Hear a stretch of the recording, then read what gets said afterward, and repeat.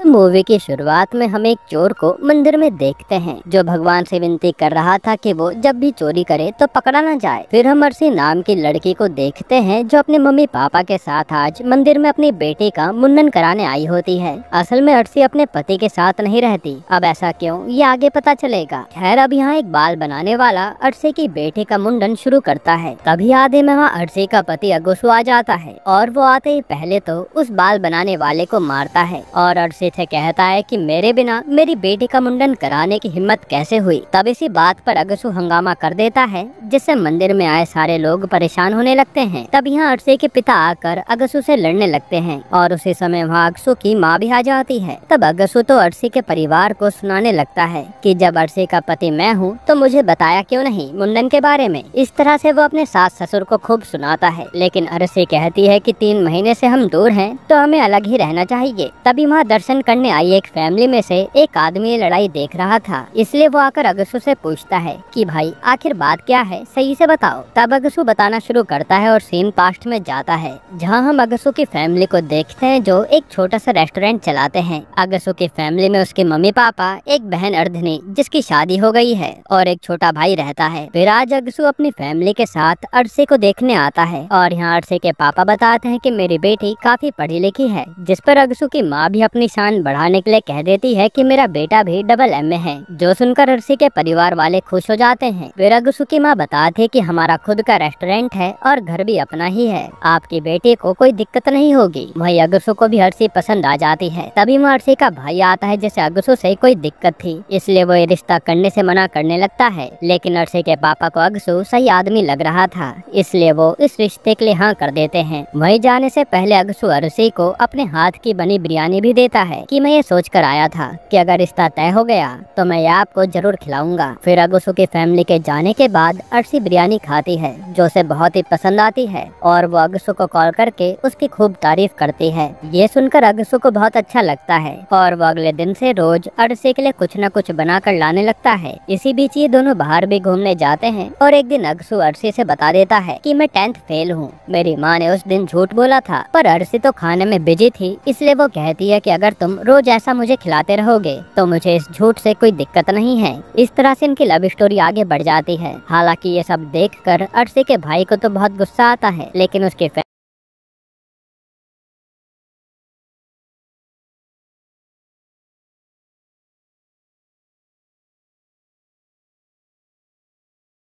कि मेरी बेटी अब मेरे साथ रहेगी। तब यहाँ अर्शी के पापा बीच में आ जाते हैं और कहते हैं कि मेरी नातिन मेरे साथ ही रहेगी। तब अगसू फिर लड़ने लगता है तो अर्शी का चाचा अपनी बंदूक निकाल लेता है, जो देखकर तो अगसू पहले डर जाता है। फिर वो उसी की बंदूक छीन कर डराते हुए अपनी बच्ची को ले जाने लगता है। तब वही आदमी जो फैमिली के साथ आया था वो कहता है कि भाई पूरी कहानी तो सुनाओ कि आखिर बात बिगड़ी कहाँ से। तब अगसू फिर बताना शुरू करता है और सीन पास्ट में जाता है जहाँ अर्शी के भाई का दोस्त उसे आज बता रहा होता है कि अगसू के पापा तो बहुत बड़े गुंडे थे, उसी तरह अगसू और उसका भाई भी गुंडा है। ये लोग अक्सर झील आते जाते रहते हैं, माँ अपनी बहन की शादी मत होने देना। तब ये बात जाकर अर्शी का भाई अपने पापा को बताता है तो अगले ही पल अर्शी के पापा ये शादी तोड़ देते हैं। अब ये बात जब अगसू को पता चलती है तो वो सबसे पहले तो जाकर उस अर्शी के भाई के दोस्त को मारता है कि तू बीच में आया क्यों। फिर वो जाकर अर्शी के पापा से पूछने लगता है कि आपने ये शादी तोड़ी क्यों। साथ ही वो कहता है कि मैं अर्शी से ही शादी करूंगा और आपकी बेटी भी मुझसे शादी करना चाहती है। इस पर अर्शी का भाई अपने साथियों से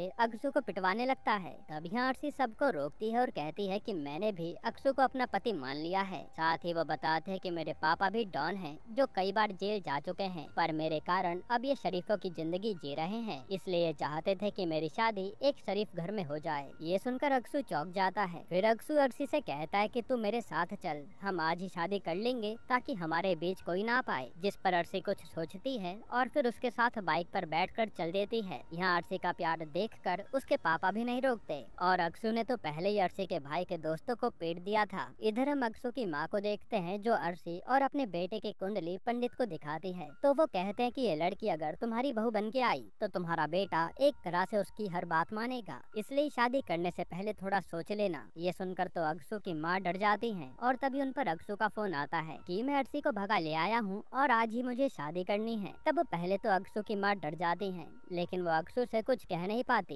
इसलिए मजबूरन वो उनकी शादी करवा देती हैं। जिसके अगले दिन से ये दोनों पति पत्नी की तरह रहने लगते हैं और शुरुआत में तो उन्हें काफी मजा आता है। वहीं अर्शी को उन्होंने रानी बनाकर रखा था। फिर कुछ समय बाद अर्शी के पापा उससे मिलने आते हैं तो अपनी बेटी को देखकर बहुत खुश होते हैं कि उसने गलत लड़के को पसंद नहीं किया और ये अक्षु बहुत अच्छा लड़का है। वहीं अर्शी भी अपने पापा से मिलकर बहुत खुश होती है। हालांकि अभी अर्शी की माँ मिलने नहीं आई थी। फिर कुछ दिन बाद अक्षु के पापा अर्शी से कहते हैं कि बेटा, अब से तुम बिल बना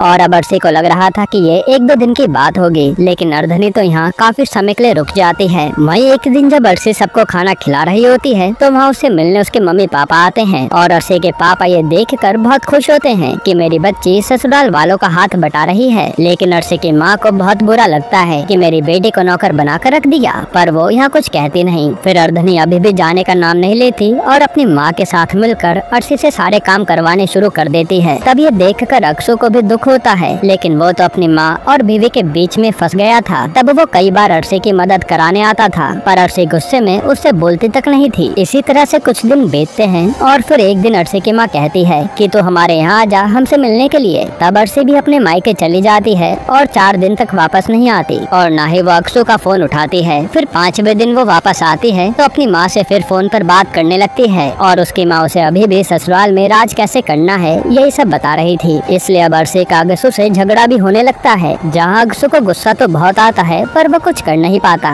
इसी तरह से उसकी जिंदगी लड़ाई करते हुए कटने लगती है। अब सीन प्रेजेंट में आता है जहाँ अगसू का भाई भी मंदिर में आ गया था और उसके आते यहाँ फिर से इन लोगों के बीच में लड़ाई शुरू हो जाती है। वहीं हम उस बाल काटने वाले को देखते हैं जो अपने ग्रुप के लीडर को कॉल करके बताता है कि मुझे मंदिर में एक आदमी ने मारा है, इसलिए आप आकर मेरा बदला लीजिए। यहाँ अर्शी की चाची ने अर्शी के भाई को कॉल करके बता दिया था कि यहाँ अगसू आकर हमसे लड़ रहा है, जो सुनकर उसका भाई भी अपने साथ गुंडे लेकर निकल लेता है। साथ ही अर्शी के भाई ने अपने उस दोस्त को भी फोन करके बता दिया था कि अगसू इस समय मंदिर में है, अपना बदला लेना है तो जाकर ले ले। इधर अगसू ने अपने पास हथियार रख लिया था और वो अपने बच्चे को लेकर यहाँ से जाने लगता है। तभी वहाँ का एमएलए अपने साथियों के साथ मंदिर में दर्शन करने आता है तो अगसू भी चुपचाप लौट आता है। फिर जब एमएलए यहाँ से जाने लगता है तो अगसू की माँ उनसे कहती है कि मेरे बेटे के ऊपर उसके ससुराल वाले जुर्म कर रहे हैं, आप हमारी मदद कीजिए और ये लड़ाई सुलझाइए। तब एमएलए अपने 2 खास आदमी को ये मैटर सॉल्व करने का बोलकर चला जाता है। वहीं अर्शी के भाई के गुंडे कहते हैं कि भाई थोड़ी शराब पी लेते हैं, तभी लड़ाई करने में मजा आएगा। तो वो लोग जाकर शराब पीने लगते हैं। अब यहाँ एमएलए के साथियों को ये लोग अपनी प्रॉब्लम बतानी शुरू करते हैं और सीन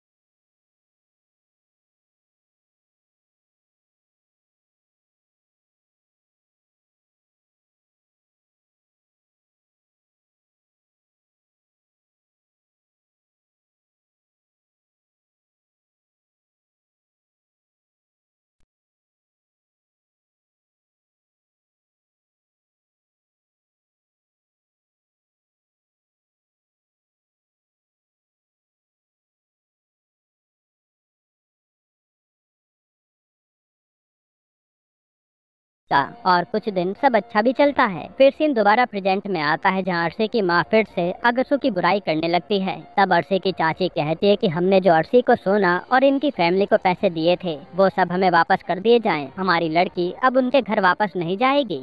जो सुनकर अगसू का भाई तो तुरंत अपने पापा को कॉल करके सोना और पैसों का इंतजाम करने को कहता है। तब अगसू के पापा अर्धनी के पति को ये जिम्मेदारी सौंप देते हैं कि जाओ ये सब मंदिर में देकर आओ। वहीं अगसू अर्शी से कहता है कि अगर हमारा रिश्ता टूटेगा ना तो सिर्फ मेरी माँ और तुम्हारी माँ की वजह से, क्योंकि ये दोनों ही हमारे कान भरती रहती थी। साथ ही वो कहता कि हमारे रिश्ते को एक मौका और देकर देख लो, क्योंकि मैं तुमसे आज भी उतना ही प्यार करता हूँ। वहीं हम अर्धनी के पति को देखते हैं जो वकील के पास आकर डाइवोर्स पेपर बनवा लेता है, जो कि अगसू के भाई ने ही कहा था। वहीं अब अर्शी के भाई का दोस्त जिसे अगसू ने पहले मारा था वो भी अपना बदला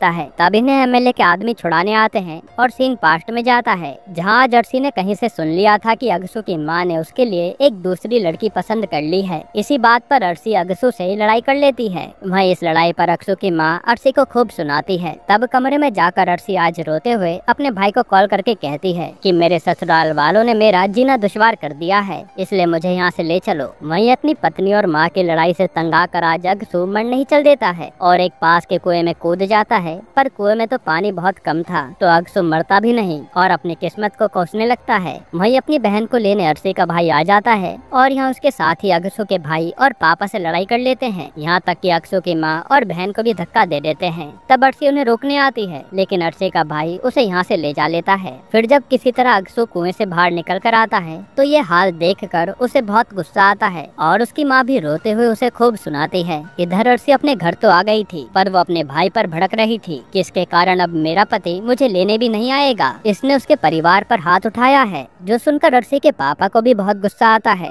लेकिन अर्शी की माँ कहती है कि इसने जो किया सही किया। इधर अगसू गुस्से में सबसे पहले जाकर तो अर्शी के भाई के साथियों को खूब मारता है और जब वो अर्शी से मिलने आ रहा होता है तभी उस पर थाने से फोन आता है कि आपने अपनी बीवी के ऊपर अत्याचार किया है, इसलिए आप अपने परिवार के साथ थाने आ जाइए। असल में ये कंप्लेन अर्शी के भाई ने ही कर दी थी। तब यहाँ थाने में पुलिस वाली अगसू के परिवार को वार्निंग देकर जाने देती है, पर इससे अगसू को बहुत बुरा लगा था। इसके बाद से अगसू पूरा टूट जाता है और सबसे बोलना भी बंद कर देता है और इसी तरह 3 महीने बीत जाते हैं। हालांकि अगसू अर्शी को भूल नहीं पा रहा था। अब सीन प्रेजेंट में आता है जहां एमएलए के आदमियों ने लड़ाई बंद करवा दी थी। तभी वहां अर्धनी का पति अर्शी की फैमिली को गहने और उनके पैसे लौटा देता है, साथ ही वो उन्हें डाइवोर्स पेपर देकर साइन करने के लिए कहता है। तब यहाँ हमें पता चलता है कि कई बार अर्धनी के पति ने ही अर्शी को पट्टी पढ़ाई थी कि तुम अपनी सास को मजा चखाने के लिए मायके भाग जाया करो, जैसे मेरी बीवी तुम्हारे यहाँ आ जाती है, और लड़की से शादी वाली बात भी इसी ने बताई थी। वही कई बार ये अगसू को भी भड़का चुका था,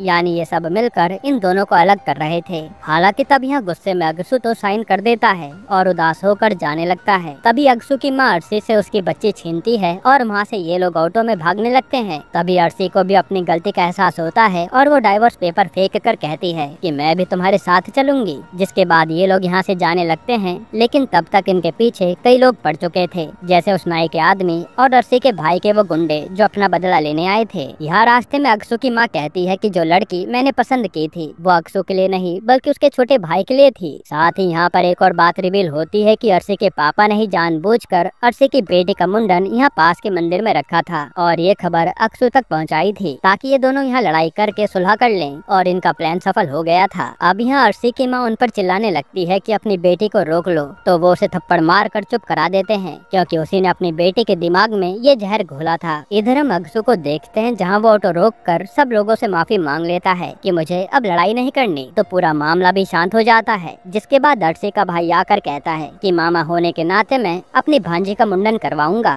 जिसके बाद ये पूरी फैमिली एक हो जाती है। यहीं पर ये मूवी खत्म होती है। दोस्तों, आपको ये मूवी कैसी लगी हमें कमेंट में जरूर बताइएगा, और ये पूरी मूवी ही कॉमेडी से भरी पड़ी है, पर ये मूवी अभी हिंदी में अवेलेबल नहीं है, लेकिन जब आएगी तो आप इस